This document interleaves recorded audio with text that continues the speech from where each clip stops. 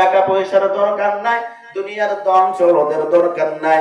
আমি চাই আপনি আমাকে সহজ সরল পথটা আমাকে দেখায় দেন। আল্লাহ ডাক দিয়া কয়, বান্দা কোন পথটা দেখাইলে তুমি খুশি হইবা বলো?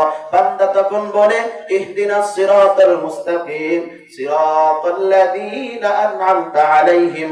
আল্লাহ, নবীগণ, সিদ্দিকগণ, সালেহগণ, শহীদগণ, নেককার বান্দাদের পথ আপনি আমাদেরকে দেখায় দেন।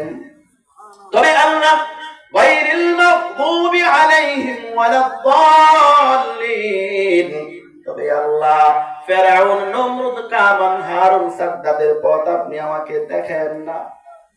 কারণ ফেরাউনের পথ যদি আমাদেরকে দেখান, তাহলে আল্লাহ নিশ্চিত জাহান্নাম আমাদের জন্য হাজির।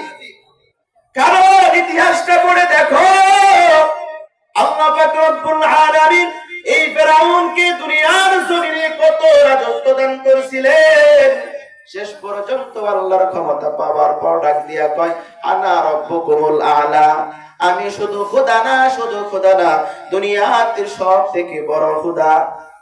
কিন্তু আল্লাহ পাক রব্বুল আলামিন এই ফেরাউনকে, এই অহংকারকে এত কঠিন ভাবে ধ্বংস করছেন।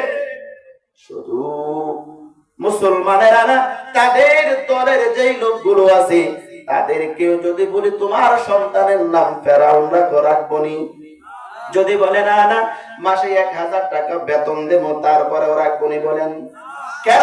কেন? কারণ একটা, আল্লাহ দুনিয়ার জমিনে ফেরাউনকে ধ্বংস করেছেন। এই ফেরাউন দুনিয়ার জমিনে কাল কিয়ামত পর্যন্ত দুনিয়ার জমিনে থাকবে। এই ফেরাউনের লাশটা পোকা মাকড়ও খাবে না, মাটিও তাকে গ্রাস করে নিবে না। কোটি টাকার মালিক দেখো অভাব হয় না দূর, গরিব ঘুমায় আরাম করে মনটা বাহাদুর। ফেরাউনের লাশটা দেখো মিশর জাদু করে, খাই না মাছি পোকা মাকড় সবাই ঘৃণা করে। হৃদয় থাকিবে যার নম্রতা সদা, রহমত আসিবে সেটা প্রভুর ওয়াদা। বড়র বড়াই থাকলে দিলে রহমত আসবে না, নিজেকে নিজে ছোট মনে করিও সদা। উঁচু জমিন থেকে পানি নিচু জমিনে যায়, তেমনি খুদার রহমত আসে নম্রতার হৃদয়। ভোগবিলাসের বাড়ি গাড়ি পরে রবে সব, ভোগবিলাসের বাড়ি গাড়ি পরে রবে সব।